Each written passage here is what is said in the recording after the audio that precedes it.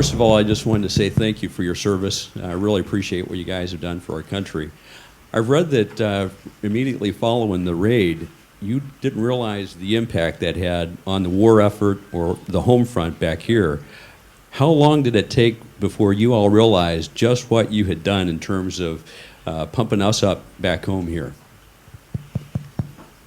Well, that information about the raid, where we took off from and where we landed, was not released to the public for 1 year after the raid.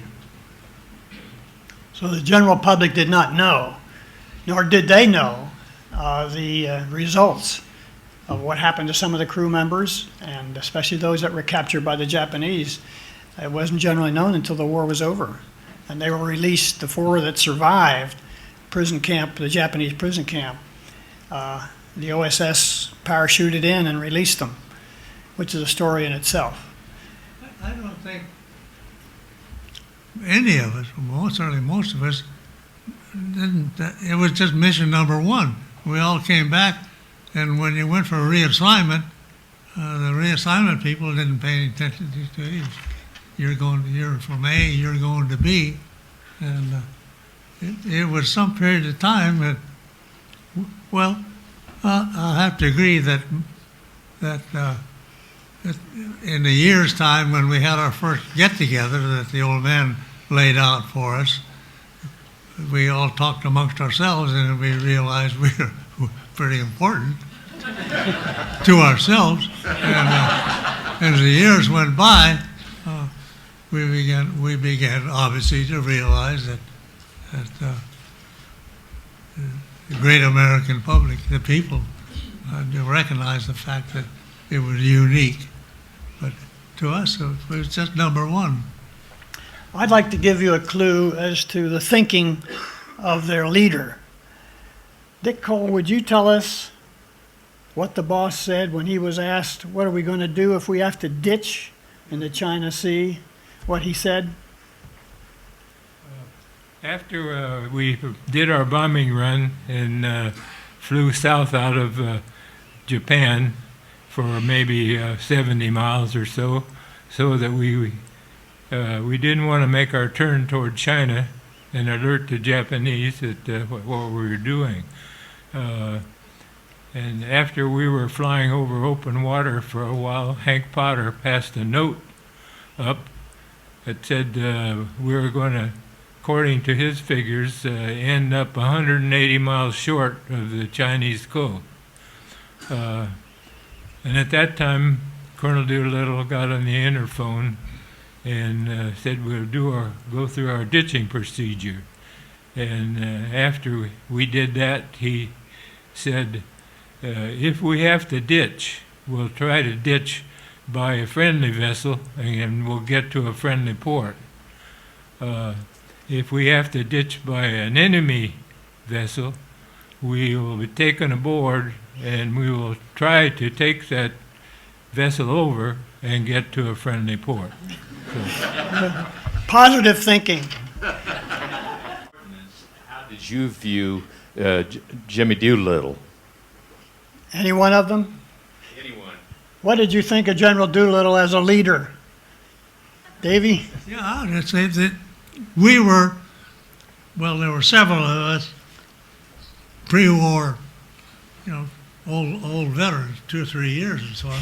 Most of the guys, well, not you, most of these guys were out of flying school in 40 and 41. So Doolittle was a speed pilot, and we're a regular outfit, and we get this guy shows up. He's the expert. Well, what the hell? It only took about 15 seconds when you meet the guy and you're gone. He's our boss right then and there. He's never, little guy, and he had more magnet and magnitude and good stuff than all of us together have. Well, it didn't take but that long. Well, Davy and Tom Griffin were both ROTC grads, and that's why they were commissioned before they started flight training, but they gave up their commissions in order to take the flight training. And Davy was in the cavalry. Reserve. And Tom was in infantry? Horse-drawn artillery. So, but they gave that great career up for flying.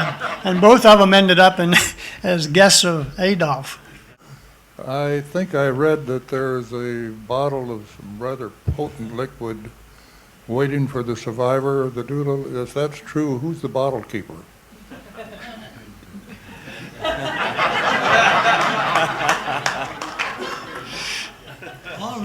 All this came afterwards, you know. This was just number one raid operation for any of us, and that was the end of it as we got out of everything. But it came apart. We ended up in the 50s receiving in Tucson, Arizona, the silver goblets, the one per crew and in a case, and so on and so on. At any rate, with our name, individual names on it, in two ways. You turn it over and it was read it and so on. And it came apart a point when the bottle of brandy was presented that the two surviving members were to open and partake, etc., etc.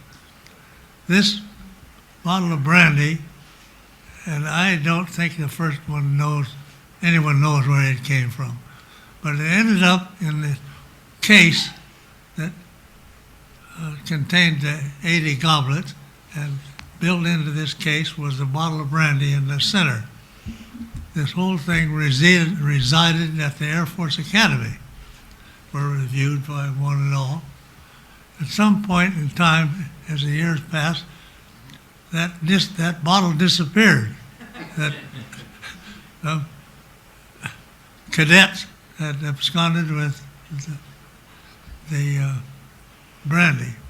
As the years more passed, Knobloch, I think, takes credit for finding 2 bottles of brandy from Seagram's.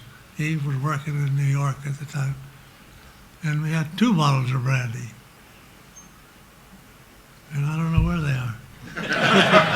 Well, when it became known to the manufacturers of the brandy, incidentally, the brandy was made in 1896, which was the year of General Doolittle's birth. And that was what made it so valuable. But it has been replaced by the manufacturers and is on display at the Air Force Museum in Dayton.